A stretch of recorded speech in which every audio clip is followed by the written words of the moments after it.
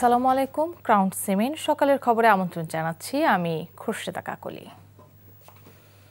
জাতীয় নাগরিক পার্টি এনসিপির আহ্বায়ক নাহিদ ইসলাম বলেছেন, আগামী ৩ আগস্ট নতুন বাংলাদেশের ইশতেহার ঘোষণা করা হবে। এর মধ্যে জুলাই সনদের বাস্তবায়ন চায় দলটি। গত রাত 12:30টায় রাজধানীর বাংলা মোটরে অবস্থিত এনসিপি কার্যালয়ের সামনে এসব কথা বলেন তিনি। বলেন, জুলাই পদযাত্রার মধ্য দিয়ে এনসিপির যে উত্থান হলো তা আগামী দিনের রাজনীতিতে কাজে লাগিয়ে জনগণকে সাথে নিয়ে আরও এগিয়ে যাবে। এর আগে সাভারে জুলাই পদযাত্রা শেষে মধ্যরাতে ঢাকায় ফিরলে দলটির ঢাকা মহানগর উত্তর ও দক্ষিণের নেতা কর্মীরা তাদের ফুলেল শুভেচ্ছা দিয়ে অভ্যর্থনা জানান। পরে সেখানে সংক্ষিপ্ত বক্তব্য রাখেন দলটির নেতাকর্মীরা। বকেয়া বেতনের দাবিতে থানায় অভিযোগ দিয়ে দেশে ফিরতে হলো কুয়েত প্রবাসী 130 বাংলাদেশিকে। তারা সবাই ক্যাপটেক নামের কুয়েতের একটি কোম্পানিতে কাজ করতেন। বৃহস্পতিবার ভোর 5টায় দেশে ফেরেন তারা। এরপর ঢাকার হযরত শাহজালাল আন্তর্জাতিক বিমানবন্দরে অবস্থান নিয়ে তারা বিক্ষোভ করেন। এ সময় প্রবাসী শ্রমিকরাও অভিযোগ করে বলেন, গত 5 মাস ধরে তাদের বকেয়া বেতন দিচ্ছে না কোম্পানি। এর প্রেক্ষিতে বেতনের দাবিতে গত 27 আগস্ট দেশটির স্থানীয় একটি থানায় গিয়ে অভিযোগ করেন তারা। পরে তাদের বেতন দেওয়ার আশ্বাস দিয়ে 4 দিন জেলখানায় আটকে রেখে বুধবার দেশে পাঠিয়ে দেওয়া হয়। ভুক্তভোগীরা বলেন, জেলে থাকা অবস্থায় তাদের সাথে অমানবিক আচরণ করা হয়েছে। এ বিষয়ে বাংলাদেশ দূতাবাস থেকে সহযোগিতা না পাওয়ারও অভিযোগ করেন তারা। গত 5 মাস আমাদেরকে বেতন দেয় নাই। আমাদেরকে বেতন না দেওয়াতে আমরা বেতন চাইছি, উনি এক বেতন দিবে বলছে।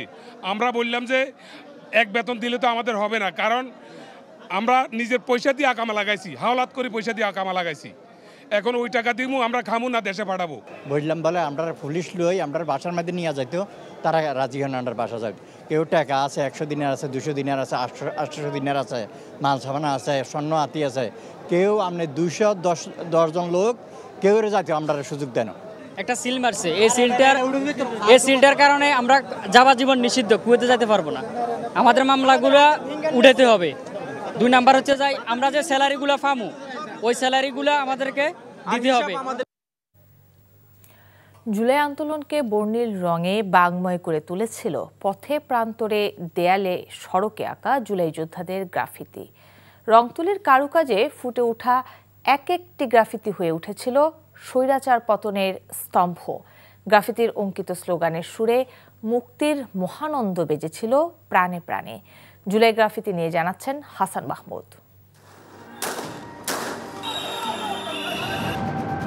জুলাই বিপ্লবের দাবানল যখন কেন্দ্র থেকে প্রান্তে ছড়িয়েছে মহামুক্তির স্লোগানকে উড্ডীন করে, ততক্ষণে দেয়ালে দেয়ালে সাঁটানো হয়েছে সেই প্রশ্ন, আমার ভাইকে মারলি কেন? বিদ্রোহের অগ্নিঝরা দিনে নজরুলের কবিতা গানের মিশেলে অলি গলি রাজপথ ছেয়ে গিয়েছিল প্রতিবাদের গ্রাফিতিতে। রং আর তুলির নান্দনিক যোগসূত্রে রাজধানীর রাজপথ, শহরে শহরে দেয়াল, বিদ্যালয় কিংবা বিশ্ববিদ্যালয়গুলো রঙিন হয়ে উঠেছিল স্বৈরাচার বিরোধী স্লোগানের অনবদ্য ক্যানভাস হয়ে। গ্রাফিতি জুলাই তাই পালন করে বিপ্লবের অগ্রণী সৈনিকের ভূমিকা। জুলাই গ্রাফিতি বর্তমান প্রজন্মের, আমরা যদি বলি জেন জি এর চেতনা এবং প্রতিবাদের ভাষাগুলোকে তুলে ধরতে আমরা সম্মত হয়েছি। আমাদের যে জুলাই গ্রাফিতির যে সরঞ্জামগুলোর দরকার ছিল, এগুলো আসলে আমাদের আর্থিক যে সমস্যাটা ছিল সেটা বিভিন্ন পরিবার বর্গদের সহায়তায় আমরা সমাধান করে ফেলেছিলাম।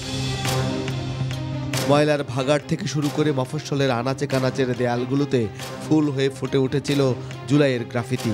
বুকের ভেতর অনেক ঝড়, বুক পেতেছে গুলিকর, কিংবা আবু সাইদ মুগ্ধ, শেষ হয়নি যুদ্ধ, এমন অগণিত স্লোগান শুধু জাগতিক দেয়ালকে গ্রাফিতিতে বর্ণিল করেনি, বরং মন ও মগজের দেয়ালেও বিষাদের কালো ক্ষতের বিপরীতে এঁকেছিল স্বৈর শাসন মুক্তির এক মহাকাব্য। কারফিউর কারণে আন্দোলন কিছুটা স্থিমিত হয়ে যাওয়ার মতো, তখন আমরা প্ল্যান করলাম এই আন্দোলনকে আবারও পুনরুজ্জীবিত কীভাবে করা যায়। তখন আমরা এই ছোটোখাটো অভিনব যেই পদ্ধতিগুলো সেগুলো আমরা ফলো করলাম, যেমন এই গ্রাফিটি করা, এটার উল্লেখযোগ্য একটা ব্যাপার ছিল। রং আর তুলির জাদুতে গ্রাফিতি করতে গিয়েও পুলিশ ও ছাত্রলীগের ধাওয়া খেতে হয়েছে জুলাই যোদ্ধাদের, হতে হয়েছে স্বৈর শাসনের নির্দয় শিকার।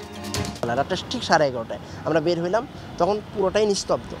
এখন আমরা আঁকা শুরু করতেছি হঠাৎ করে পিছন থেকে ভাসানটেক থানা ছাত্রলীগের সভাপতি সে আমাদেরকে দেখছে এবং দেখতে পেয়েছে আমরা একত্রিতভাবে জড়ো হচ্ছি। তখন শাপলা হাউজের একটা মোড় নামে আছে বাগানবাড়ি, ওইখান থেকে তারা ওইখানে 4-5 জনই ছিল ছাত্রলীগের, এই 4-5 জনই আমাদেরকে ধাওয়া করছে। দেশ ছেয়ে যাওয়া শেখ হাসিনার কিংবদন্তিমাকার মুখাবয়বে ধিক্কার ছড়েছে ছাত্র জনতা। পথে পথে রাজপথে ছেয়ে গেছে অনিবার্য পরিণতির বহুরঙা আলপনা। রক্তের অক্ষরে জুলাই গ্রাফিতি তাই রাঙিয়েছে বিপ্লবের বিজয় নিশান। Hasan Mahmud, NTV news, Dhaka. July গণ অভ্যুত্থানে ফ্যাসিস্ট শেখ হাসিনা সরকার হটানোর আন্দোলনে অকাতরে বিলিয়ে দেয়া রক্তে রঞ্জিত তাজা প্রাণের সাক্ষী চাঁদপুরও। শহীদ হন এই জেলার অন্তত 31 জন। আওয়ামী লীগ নেতাকর্মীদের হামলা ও সরকারি বাহিনীর গুলিতে কারো মৃত্যু হয় চাঁদপুরে, কেউ বা নিহত হন রাজধানী সহ দেশের বিভিন্ন স্থানে। এখনও তাদের পরিবারে বহমান শোকের মাতম। চাঁদপুর থেকে শরীফুল ইসলামের পাঠানো তথ্য ও ছবিতে শওকত করিমের ডেস্ক রিপোর্ট।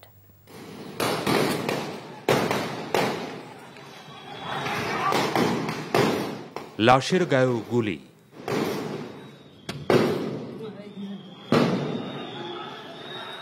রক্তে লেখা 24 জুলাই গণ অভ্যুত্থান। দেশের নানা প্রান্তে মৃত্যুর মিছিল।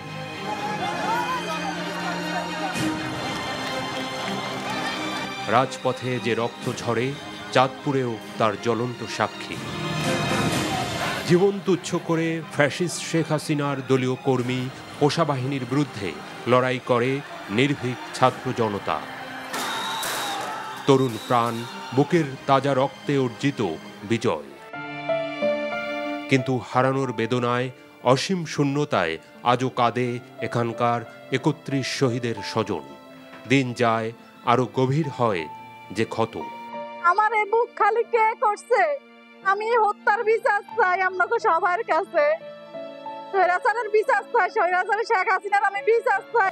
আদরের সন্তান হারিয়েছেন মা বাবা। দূর আকাশে চলে যাওয়া বাবার ভালোবাসা থেকে বঞ্চিত হচ্ছে নিষ্পাপ শিশু, কিংবা প্রিয়জন হারিয়ে শোকাতুর প্রিয়তমা। আমাদের একজন পরিবারে আমার হাজবেন্ডই অবলম্বন ছিল, তাকে হারিয়ে আমরা একদম অসহায় হয়ে গেছি। জুলাই শহীদ পরিবার এবং আহতদের সার্বিক সহায়তার আশ্বাস জেলা প্রশাসনের। আহত পরিবারকে ক্যাটাগরি ভিত্তিক 1 লাখ 2 লাখ টাকা করে সরকার সাহায্য দিয়েছে। এছাড়াও আমরা শহীদ পরিবারকে 20,000 30,000 যখন যেটা প্রয়োজন সেটা আমরা করে দিচ্ছি।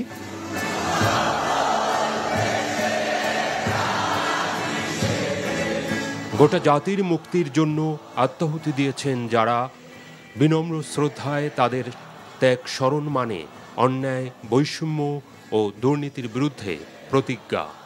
শহীদের অসমাপ্ত স্বপ্ন পূরণের শপথ।